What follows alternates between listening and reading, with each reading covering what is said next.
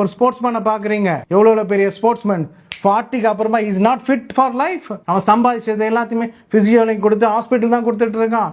எல்லா ஸ்போர்ட்ஸ்மேன், எல்லா பாக்ஸர்ஸும், நம்ம ஃபுட்பால் பிளேயர் முதல் கொண்டு, நம்ம கிரிக்கெட்டர்ஸ் முதல் கொண்டு, they are not fit for normal life. சரிங்க, சார் என்ன சொல்றாருன்னா, மசில்ஸ் எல்லாம் மனுஷாளுக்கு நல்லது கிடையாது, ஸ்போர்ட்ஸ் எல்லாம் விளையாடுனா நம்ம சீக்கிரமா செத்து போயிருவோன்றது. இது நம்ம ஒகேஷனலா இந்த மாதிரி கதைங்க எல்லாம் கேட்டிருக்கோம் இல்லையா? நானும் கேட்டிருக்கேன். பட் ஆக்சுவலா எவிடன்ஸ் என்ன சொல்லுதுன்னு இந்த வீடியோல பார்ப்போம். அண்ட் சோஷியல் மீடியாவை உங்க லைஃப்ல ஒரு பாசிட்டிவ் இன்ஃப்ளூயன்ஸ் ஆகணும்னு நீங்க நினைச்சீங்கன்னா ஃபாலோ பண்ணுங்க.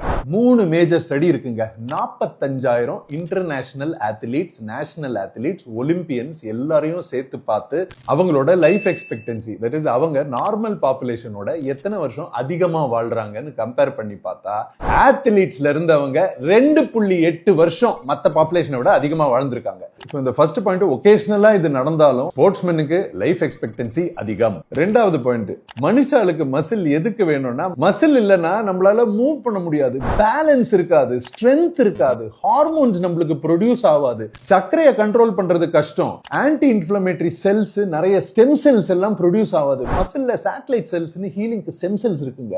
மசில் நல்லா இருந்தா தான் எலும்பு நல்லா இருக்கும், நரம்பு நல்லா இருக்கும், ரத்த ஓட்டம் நல்லா இருக்கும், நம்ம உடம்போட ஹீட் ப்ரொடக்ஷனுக்கு, லிவரோட ஃபங்க்ஷனுக்கு, கிட்னியோட ஃபங்க்ஷனுக்கு, ஏன்னா மசிலும் டாக்ஸின் ரிமூவல்ல ஹெல்ப் பண்ணும். இதை தவிர மூச்சு எடுக்கிறதுக்கு, இன்ஜுரியை பிரிவென்ட் பண்றதுக்கு மூளையோட ஹெல்த்துக்கும் தேவைங்க. சோ மசில் தேவையா, எக்ஸசைஸோ ஸ்போர்ட்ஸோ விளையாடணுமா இல்லையான்றது நீங்க டிசைட் பண்ணிக்கோங்க. ஆனா என்ன நினைக்கிறீங்கன்னு கீழே கமெண்ட்ஸ்ல போடுங்க.